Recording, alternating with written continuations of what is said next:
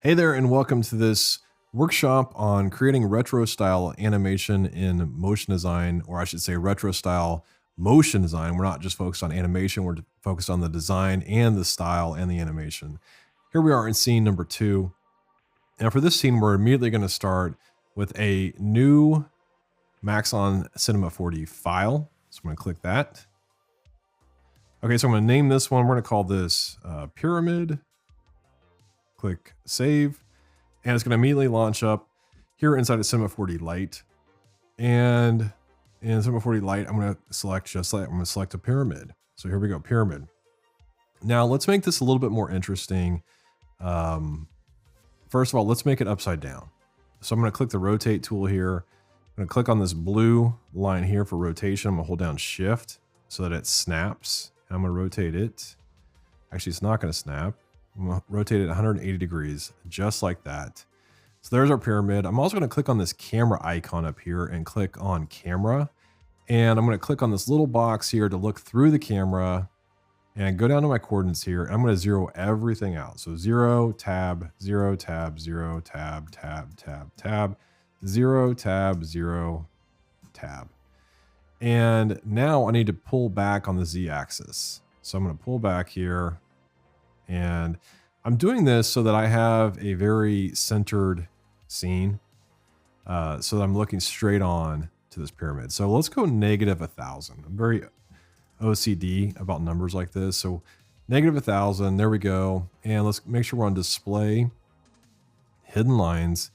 And so we can see the lines there. And let's click back on pyramid. And it needs to be 5 seconds long. So that needs to be 149 frames or 150 frames. Let's do 150 frames, just like that.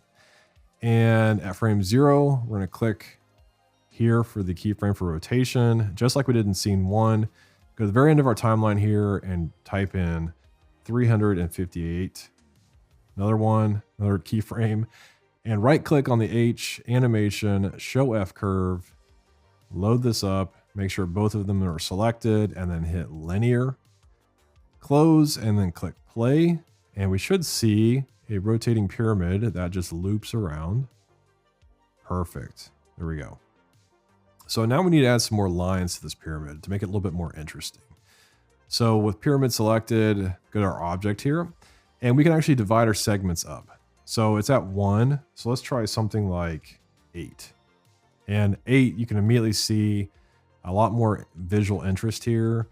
We can also do things where we change. Actually, we don't want to change that. We can try 16. That's too many, I think. Maybe 4. 4 is kind of interesting, but I think 8's going to work. And if we hit render, we just see this perfect pyramid. So we need to create a texture like we did last time. Now, if you have the full version of Cinema 4D, I am going to show you a way that you can create wireframes without this technique, but we'll do that here in just a second. So we're going to take our material, we're going to drag it onto our pyramid here. Make sure we're going to hit C on our keyboard to make this editable. Double click our texture, and we'll keep it white, but we're going to turn off color, turn off reflectance, turn on luminance, and turn on alpha. Under alpha, texture, effects, proximal. And remember, we did this in scene 1, so we know what we're doing here. We're going to use vertices, use edges. We're going to drag our pyramid into our objects, and we're going to change our end distance to 1. Click render, and we should see our nice looking pyramid there. It looks pretty cool. Awesome. Let me show you really quickly how you can do this if you have the full-blown version of Cinema 4D as well. So here we are in the full version of Cinema 4D, and we don't have to make our object editable to do this. So I could create another new pyramid again and just rotate it here, just like so. So it's 180 degrees, and I'm not going to animate this one, but I'll show you. I'll give it a little bit of dimension there, and we're going to delete our old pyramid here. Or actually, I deleted the wrong one. We're going to delete the old pyramid. There we go. And let's make sure this has 8 segments as well. There we go. So the way you can do this in the full version is you can actually come over here, and I always forget, it's under atom array. Here we go, right here. Now, if I hold down Alt or Option with my pyramid selected over here, and I hold down Alt or Option atom array, it's going to immediately drop the pyramid into the atom array. And you can see here, I don't have to apply that texture that we created to do this. All I have to do is, if I click render, you can see what it looks like. I just have to click atom array and then make the cylinder radius really small, like maybe 0.5. Actually, not the cylinder radius. The sphere radius, maybe like 0.5, something like that. And I can click render, and you can see we've got a nice looking cylinder here. And this is actually the way I prefer to work versus using Cinema 4D Lite with the texture, just because you can get a little bit nicer results this way. But it just depends on what you have for your system. So if you don't have a full version of Cinema 4D, you're going to have to use Lite and use that technique I showed you there. So that's how we do it. I'm going to go ahead and close this. And we don't want to save this. We do want to save the version here in Cinema 4D Lite. And we're going to jump back into After Effects. And there is our awesome pyramid. Extend this out. And you can see it rotates around. Now, it doesn't look great. And that's because we need to change our renderer up here from viewport to current. And we do that, there is our nice looking rotating upside down pyramid. Looks pretty cool. I like that. And we'll take a look here. There it goes. So cool. That's the first step. Next step, let's go ahead and add a background solid. And we're just going to call this background. A lot of times I like to add just background solids because when we apply effects, if you don't have a background and you just have alpha, transparency, it can kind of mess effects up. So just be safe. A lot of times I will add a background. So there it is. Next, above the pyramid, let's add another new solid. And let's call this grid. Click OK. And to this, we're going to apply a grid. So we're going to go down to, I believe it's under generate. Down here, grid. There we go. And we've got our grid. Looks pretty good just out of the gate. We're going to make it a 3D layer by clicking right here. And we are going to rotate this guy in 3D space. So let's go ahead and rotate it 90 degrees. Right here, I'll just type it in. 90 degrees here. And let's do, and we can't see it, but if we go negative, not that one, negative on the X here, negative 40. And then we hit P for position and we start to play around with the position here. You can see there is our nice looking grid, just kind of sitting over here. And maybe I want it to kind of line up with the angle of the pyramid here. And so I'll hit R for rotation. And I believe that's going to be this one. So maybe negative 30. Yeah, that looks really close. P for position. Let's go ahead and make this like a nice kind of like pink color. Maybe something like that. That works for me. We're also going to go up to effect, and I always forget this is, I always forget where this plugin's at, where this effect's at. We're going to go over here to effects and presets, type in motion tile. It's under stylize. Double click, and let's just extend this guy out. So the width, we're going to extend the width way out, maybe like 1400. Just so we have this like interesting grid going back off into the distance. Drop this down here. And we're going to go to, let's go to layer, new adjustment layer here. And we're going to call this mirror. And we're all going to type in mirror, which I believe is under style. Oh, it's under distort. See, I'm all messed up today. Mirror.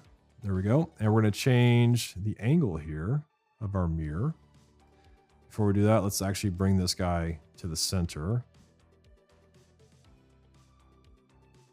Which I believe is 960. And we can't see anything, but if we turn the reflection angle to, I believe, 180, there we go. We've got this kind of grid going back in space. So you can see here, if I play around with the center point here, it can throw off the mirror. So that's why I was thinking, what is half of 1920? Well, it's 960. That's right there in the middle. So great. So now we just have to animate one grid here versus two grids to get them to move. So I'm going to set a keyframe for position, and I'm just going to go forward 1 second. And I believe, yeah, it's the Z that we're going to play with here. And I'm just going to just create a high number here until I don't see the edges of the grid anymore. Because remember, we motion tiled them quite a ways. So maybe that's enough. Take this to the end of the timeline and just hit 0. And I'm going to go ahead and just turn off the pyramid. I just want to see how fast this grid is moving. So this is just too fast, right? Because if we're looking at this in real time, it's just kind of jarring to our eye. It's too fast. So we're going to come back here.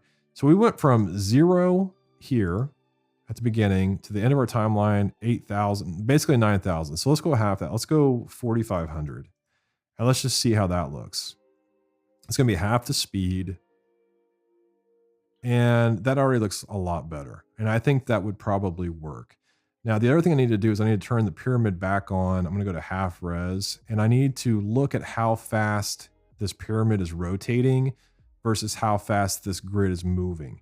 I don't want one of them to be extremely fast and the other one extremely slow. That would just look like too much contrast in the animation. So that's something I do want to be aware of. So I'm going to get to about 2 seconds here and then preview it. And, you know, honestly, they look okay. The pyramid's actually spinning a little bit too fast for my taste right now versus the side grids here. So I was thinking to myself internally there and I couldn't speak. So how are we going to make that pyramid slower? We're going to go back to pyramid. We're going to go edit, and we're going to edit the original or hit Command E to do that. And it's going to load it up here. And there's a few ways we could do this. We could go to our last keyframe and we could extend this out.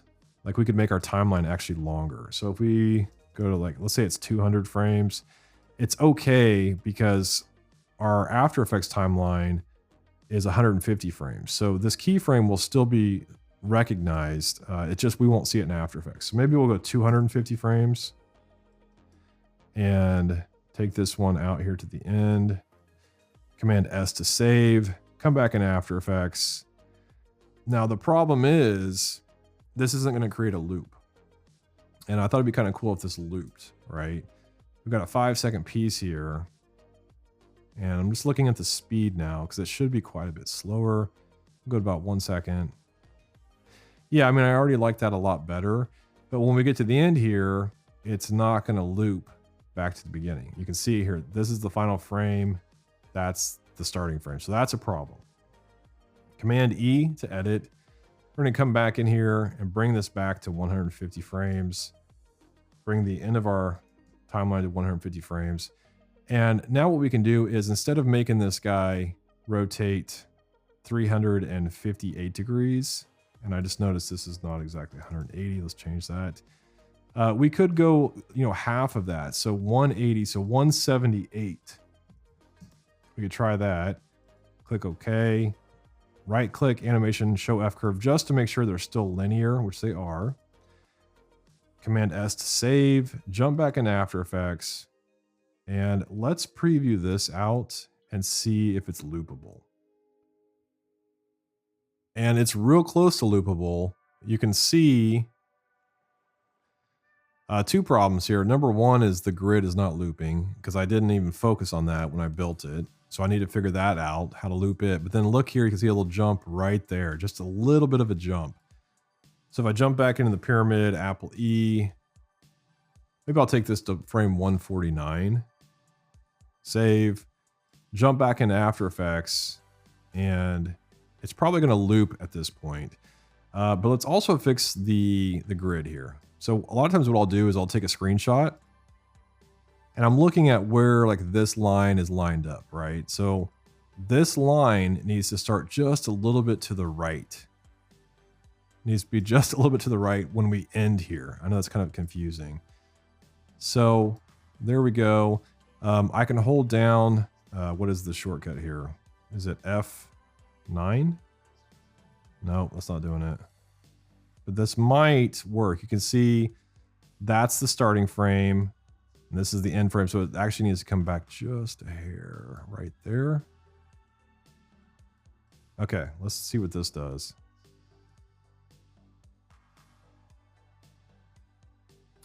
And that looks pretty good. It loops pretty well. The grid loops really awesome. I see a slight little hiccup with the rotating pyramid, but it's close enough for the sake of this tutorial. So I'm going to move on. Next, I'm going to do is I want to possibly, I don't know yet. I think I might want to get rid of some of the lines coming back here in the background of this grid so they don't intersect with the pyramid. And to do that, it should be really easy because these are 3D layers. I can just literally add a new light. And I like to work with point lights. We're going to make it more in the white range. And we're not going to cast shadows. We're going to turn it on. And you can see immediately what it does, right? So the light is shining here in the foreground. So anything that's way back here is not being hit by the light. And therefore, it's not being seen. So I could back the light up. I'm gonna hit P for position. I'm gonna back it up a little bit here. And I'm just dragging the Z position just to kind of bring it back. Just so I can see a little bit more back in here. Maybe that's too much. Let's bring it forward a little bit more. Something like that. It's kind of cool. I like that. So that works for me. What else can we do here? We could do something that's kind of fun where we have like a shape kind of like shoot outwards. Maybe it's around this pyramid and we could use like a simple shape layer to do that. So let's click up here, polygon tool, double click. There's our polygon. Pretty ugly, but we can fix that. Open up contents, open up the polystar and change the sides, the points to 6. Actually, yeah, let's go 6. That works. Let's go up to fill and let's turn off the fill. Stroke, let's turn on the stroke. And maybe let's make it the same color as this grid. So we'll click on the grid, double click here, Command C to copy, go back to the octagon and go to the color and Command D to paste.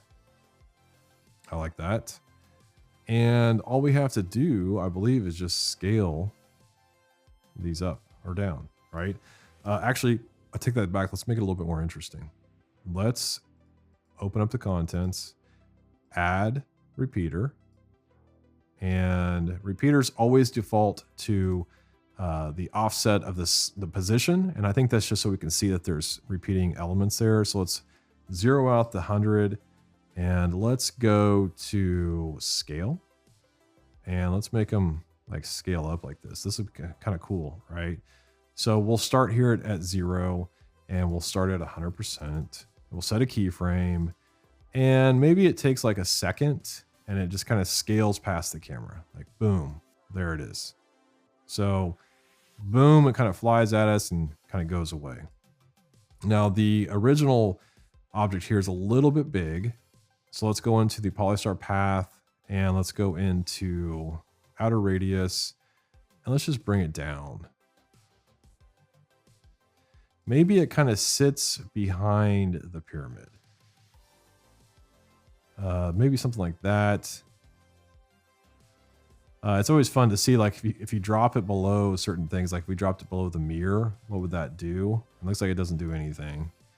So let's bring it back up here to the above the mirror, below the pyramid. Let's play around with, let's make it a triangle just to see. That's kind of interesting. I like that a lot. Maybe it should be upside down. So let's find the transform properties and let's rotate it. What, 180 degrees? Or maybe something like that. 60 degrees. There we go. That's kind of interesting. It looks a little funky because it's not lined up totally with... And I must have moved something here. Let me undo. Okay, there we go. I moved the Cinema 4D file, so we can't do that. So go back to my shape layer and let's just call this shape. And let's try, and let's bring the P for position. Let's bring it up a little bit here. So it kind of lines up with this, but because this is a flat triangle and the object here, this 3D is a pyramid. It's a little bit weird, right? So I think to fix that weirdness, it's kind of cool to have it kind of shoot outwards like this, but to have one always behind the pyramid like this is a little bit too funky. So we need to get rid of that one. So let's go back here into our contents, into our repeater. And I think if we take this to the top, nope, that's not going to do it. What am I trying to do here? Let's open up the repeater, transform repeater. Let's make the start opacity 0. Nope, that's not going to do it either. I think what we can do is possibly scale up the polystar. Let's try this. We'll hit S for scale. Yeah, that's what we'll do. So there's a repeater that is scaling up. There's also a shape layer that's scaling up. Like so, right? Now, I don't want to see this guy here at the beginning, and he's also too close around the pyramid, so maybe he starts a little bit bigger like that. And I'm just going to kind of play around with these keyframes here. Because I just don't like how close together they are. So if I increase the repeater scale property, they're going to fly out a little bit faster like that. Yeah, there we go.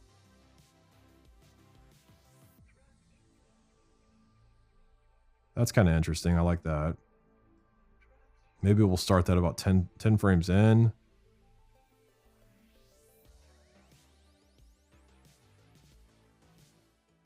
Maybe we'll try a keyframe easy ease out. Sometimes I like to do that. Nope, I don't like it there. And then as it gets really big like this, one thing I don't like how thick the strokes get. You can see as they get closer here, they get a lot thicker right here, which doesn't work. And that's because we're scaling up the shape. So we need to get rid of the scale property.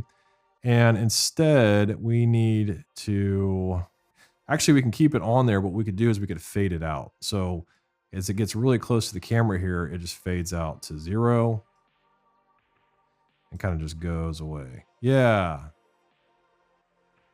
So that works. Maybe make it fade out a little bit slower. Actually, a little bit quicker. And we'll take it back to the beginning here.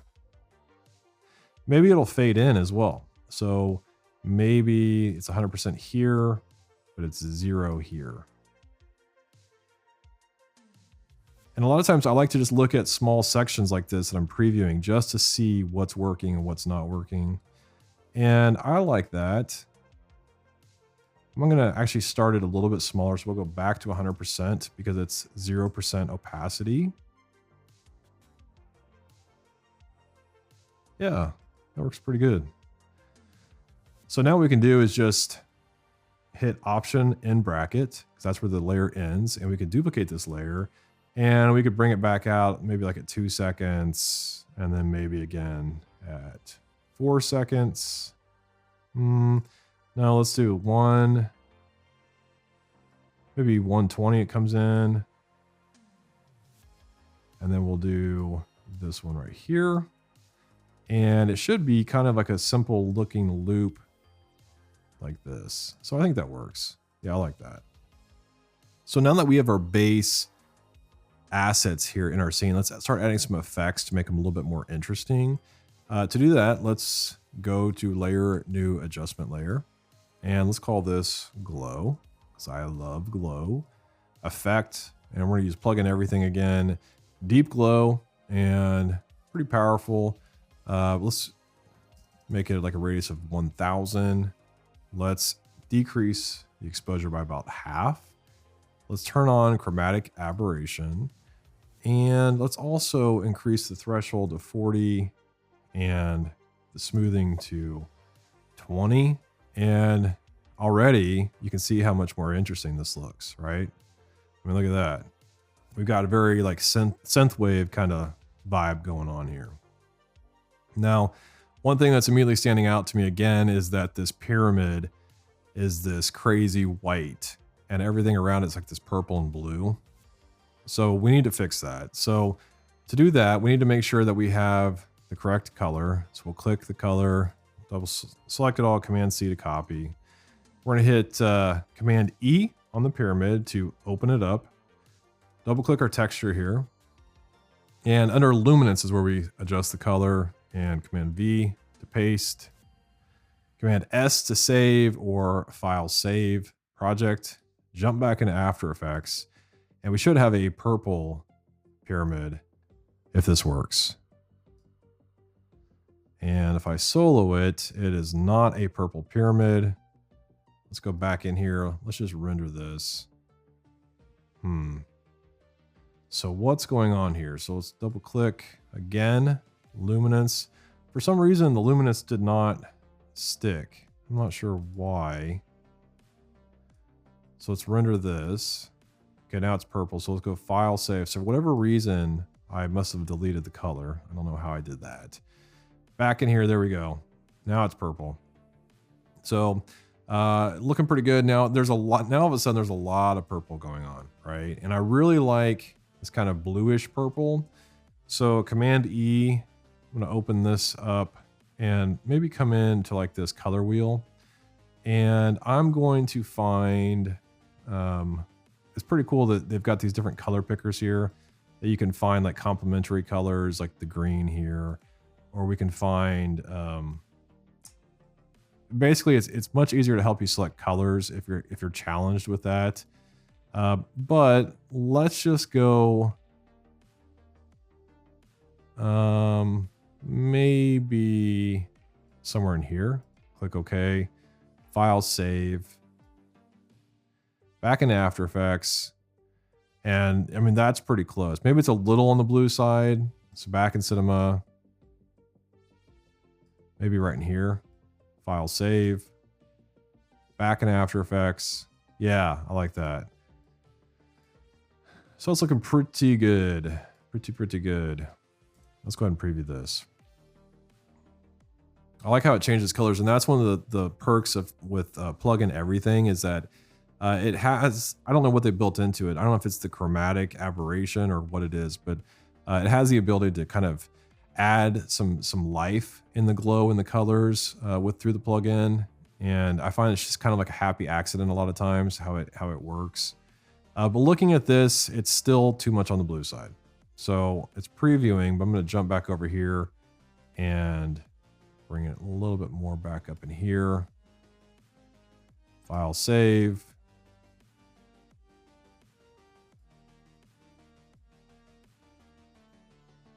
Boy, see, I start getting these colors, and it makes me want to really start fine tuning. So we're going back to the original color here.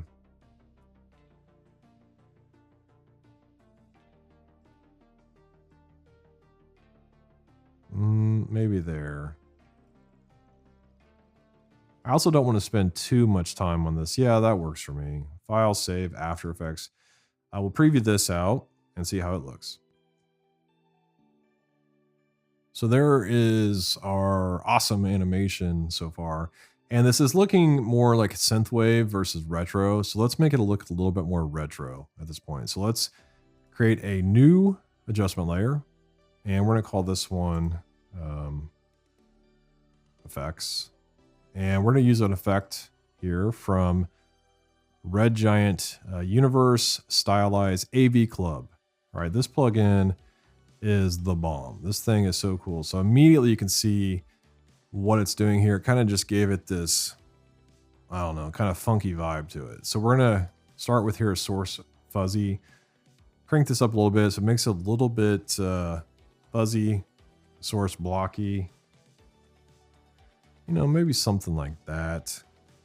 Let's bring this up here. Let's make it a blue color. Gives us some interesting vibe right there. Let's bring in the edge freak out. So you can kind of see it gives it like this really kind of blurry look now, right? So that might be too much. Maybe it's a 3. Maybe it's a 3.5. Let's also increase the edge hue noise. Something like that. And how about let's go up here to 100 with the edge lumen. No, it seems like a little too much.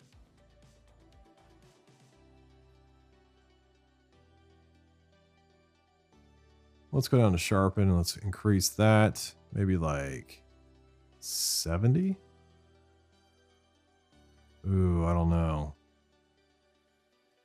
Maybe 40. Let's do some separation here. Let's separate maybe somewhere in there. So that's 4.8. That's 0. So it's very subtle. Maybe let's go up to like 8. That's too much. Let's go 6.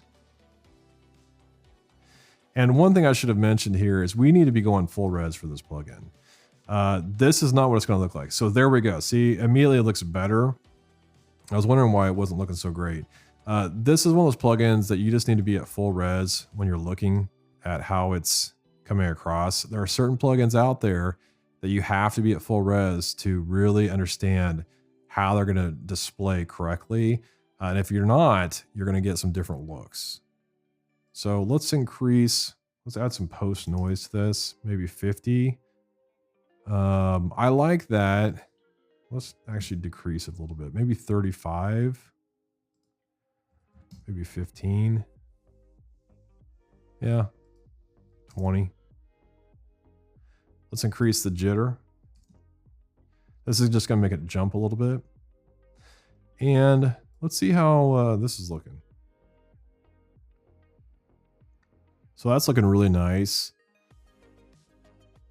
Nice, really simple animation. Nice, very simple design with these assets.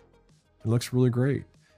So one thing you could always do here is you can always play around with the ordering, right? So if we took the effects below the glow, you're going to see it's kind of like a totally different look here, right? It's like much more neon-like.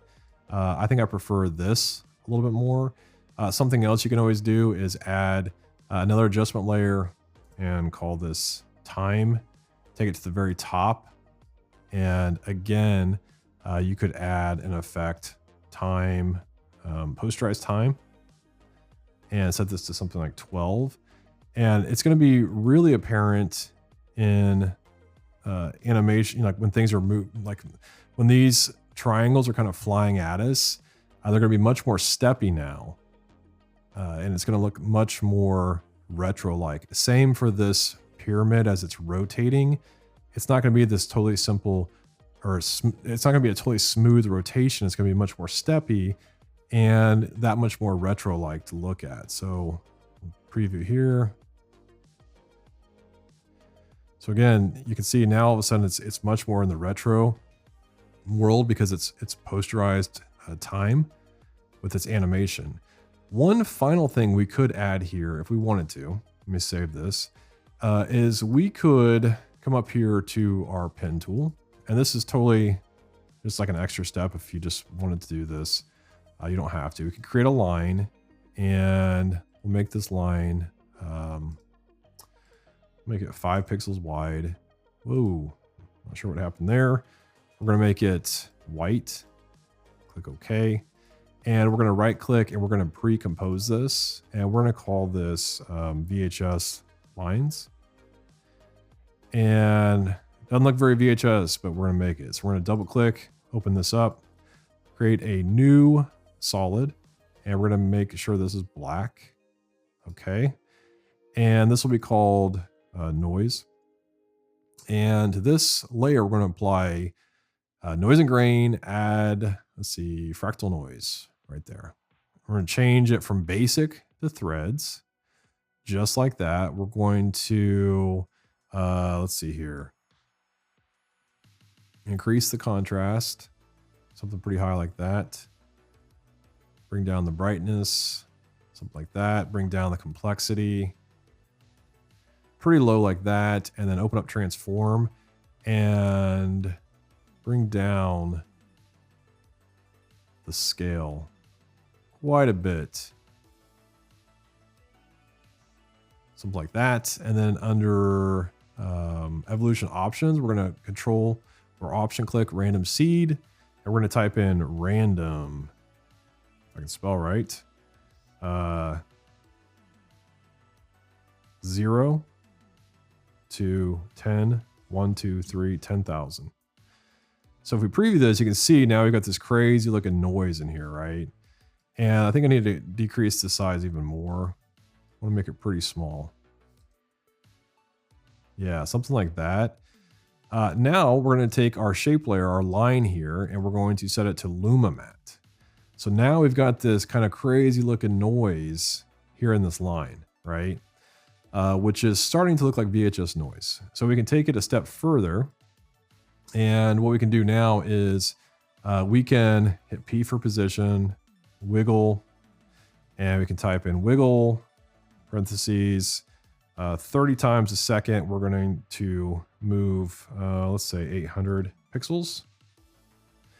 And now you can see it's kind of jumping all over the screen, right? Let's take it a step further. Let's open up the contents and the shape and the stroke and the, where's the width? Right here. Control or, I'm sorry, Alt or Option click, wiggle. 30, so it's 30 times per second. And we're going to wiggle it by 2. And actually, let's go a little bit higher.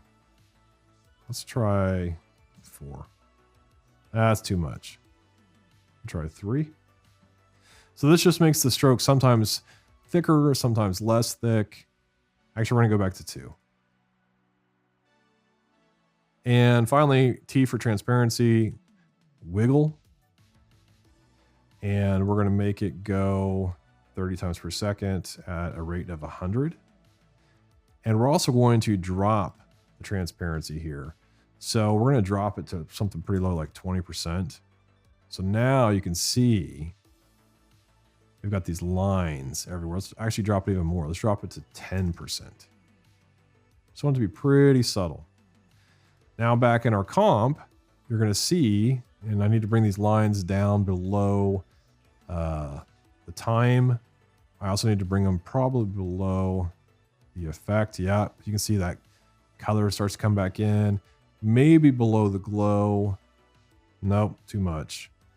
And then we can also play around with like transfer modes here, like maybe screen, maybe overlay. It's kind of interesting.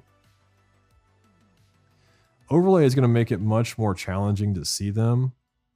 It depends how much of effects you want here. So let's try this. Let's preview it and see how it looks. And that looks really nice. There's a couple moments there where it gets a little big on the screen. So I would probably find those areas right there is one. If I take it above the effects, yeah, see, it just doesn't blend so well. You know what we need to do? We need to also add a little bit of blur here. So let's go to Effect, Blur and Sharpen, Gaussian Blur, and let's blur it horizontally, maybe like 10, maybe 20. Let's stick with 10, but I need to go back in here and I need to decrease the size. Let's go down to like something like 3. It's a little bit thinner. I'm also going to go back in here to the opacity. I'm going to change it from 10 to 0. And I'm also going to change my wiggle expression from 100% to something like maybe 70. I think that'll do it for me. So let's preview it one more time and call it a day. And there we go. Like the VHS lines better now. They work really well. There is our retro style upside down pyramid with side grids is what I'm calling it for a very long name. That is another example of creating retro animation in motion design.